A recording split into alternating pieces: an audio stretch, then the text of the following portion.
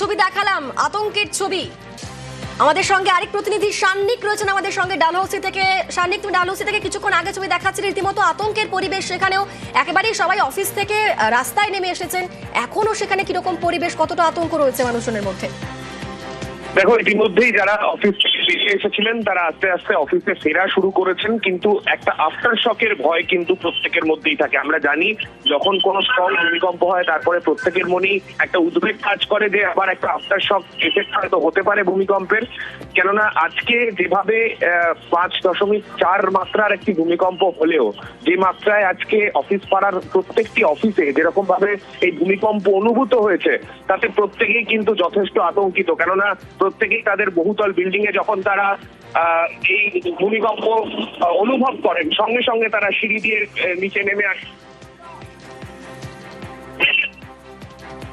একেবারেই সান্নিক, ডালহৌসিতেও ঠিক একই রকম ছবি, আতঙ্কের পরিবেশ। ভূমিকম্পের পর আতঙ্কে অফিস থেকে নেমে আসেন প্রত্যেকেই, রাস্তায় ভিড় জমান প্রত্যেকেই, কারণ তাদের মনে একটা আফটার শকেরও আতঙ্ক রয়েছে। আফটার শক হয় ভূমিকম্পের পর, এখনো সেই আতঙ্ক রয়েছে সবার মধ্যে। আমি আমার চেয়ারে বসে আমি আমার খাতা দেখছি, হঠাৎ অনুভূতি হলো যে আমার চেয়ারটা নড়ছে। যখন আমি ওইদিকে তাকিয়েছি আমার হেলমেটটাও নড়ছে, তখন বুঝতে পেরেছি যে ভূমিকম্প হচ্ছে।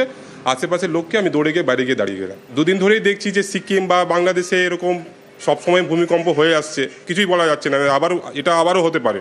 আমিও ফিল করেছি। আমরা দৌড়ে দৌড়ে বাইরে স্টেয়ার কেস ধরে নিচে নেমে যাই, প্রচন্ড প্যানিক হয়ে গেছিলাম, সবাইকে নিয়ে আমরা নিচে নেমে গেছি।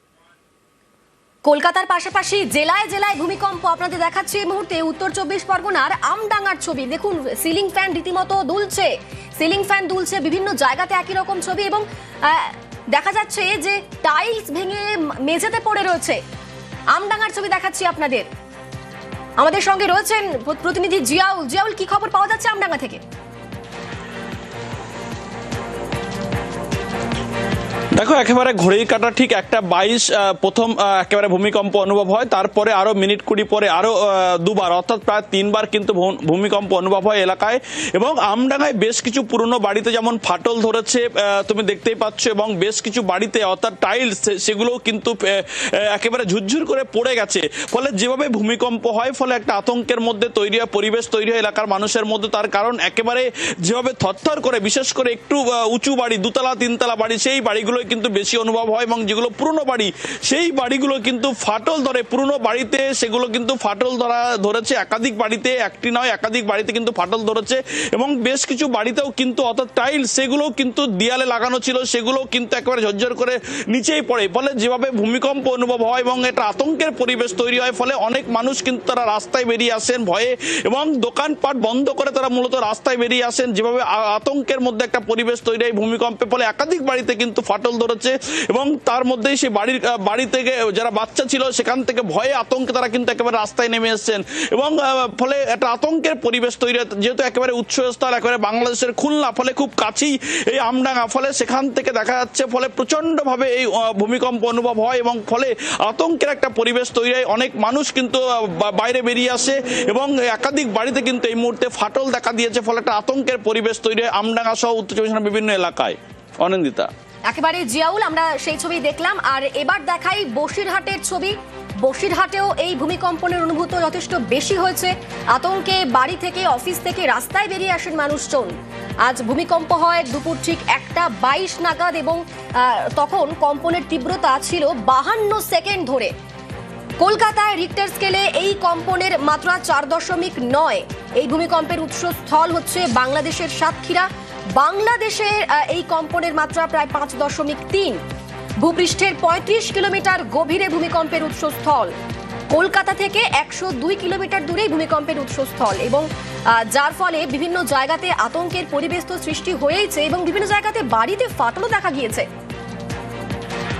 এই মুহূর্তে আমাদের সঙ্গে সরাসরি রয়েছেন প্রতিনিধি অনুপম। অনুপম, বসিরহাট থেকে বাংলাদেশের দূরত্ব খুব একটা দূরে নয়, এবং বাংলাদেশে যেখানে তীব্র কম্পন অনুভূত হয়েছে, বসিরহাটে কিরকম ছবি এখন?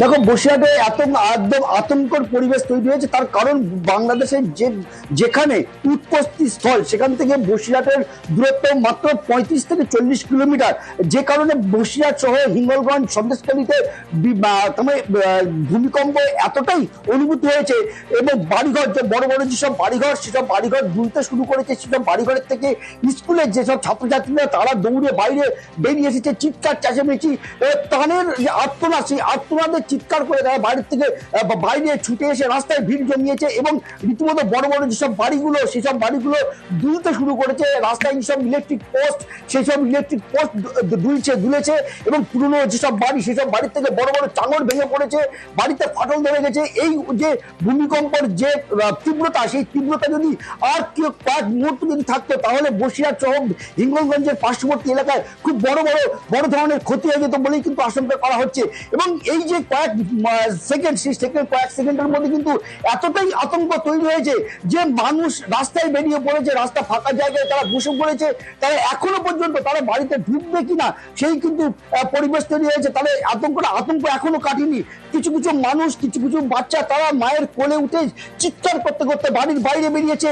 এই এমন একটা আতঙ্কর পরিবেশ তৈরি হয়েছে, এলাকার মানুষ বলছে যে কয়েকশো বছরের মধ্যে বসিরহাটে এইরকম আতঙ্ক পরিবেশ তৈরি হয়নি। আর বসিরহাটে এই যে ভূমিকম্পের যে তীব্রতা অনুভূতি হয়েছে তার অন্যতম কারণ যে বাংলাদেশের যেখানে ভূমিকম্পটা হয়েছে তার থেকে 35 থেকে 40 কিলোমিটারের মধ্যে হচ্ছে বসিরহাট হিঙ্গলগঞ্জ সন্দেশখালী, যার জন্য এতটা ভূমিকম্প যে তীব্রতা, সেই তীব্রতা অনুভূতি হয়েছে। এবং যেসব পুরনো যেসব বাড়ি সেসব বাড়ি কিন্তু আমরা এখন এক এক করে এখন খবর পাচ্ছি যেসব পুরনো বাড়ি বা পুরনো যেসব স্কুল সেসব স্কুলে ফাটল ধরে গেছে, পুরনো বাড়ির টাঙন ভেঙে পড়েছে, তাদের বাড়ির থেকে বয়স্ক মানুষদের কোলে করে বাইরে বের করে নিয়ে আসতে হয়েছে, খোলা রাস্তায় খোলা মাঠের মধ্যে তাদেরকে শুয়ে রেখেছে।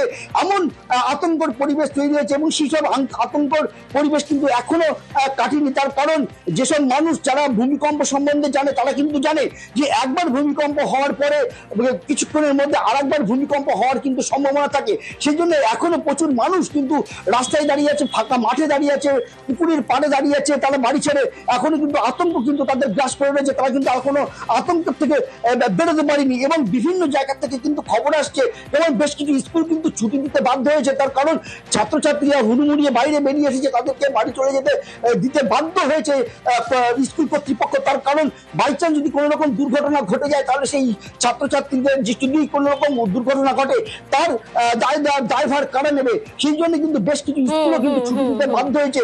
এমনটাই আতঙ্কর পরিবেশ তৈরি হয়ে রয়েছে এবং এখনো কিন্তু সেই আতঙ্কর ভেতর থেকে কিন্তু বেরিয়ে আসতে পারেনি প্রচুর মানুষ। তারা কিন্তু হিঙ্গলগঞ্জ সহ যে কাটাখালী যে এলাকা, সেই এলাকায় কিন্তু এখনো প্রচুর মানুষ কিন্তু রাস্তার ধারে বসে আছে বলেই কিন্তু আমরা কিন্তু খবর পাচ্ছি। একেবারে অনুপম, আমরা সেই ছবি দেখছি বসিরহাট থেকে। কাঁপলো কলকাতা জেলা, ভূমিকম্পের জেরে কাঁপলো কলকাতা থেকে শুরু করে জেলার বিভিন্ন জায়গা। ভূমিকম্পের উৎসস্থল বাংলাদেশের সাতক্ষীরায় রিক্টার স্কেলে এই কম্পনের মাত্রা প্রায় 5.3 এবং ভূপৃষ্ঠের 9.8 কিলোমিটার গভীরে এই ভূমিকম্পের উৎপত্তি স্থল।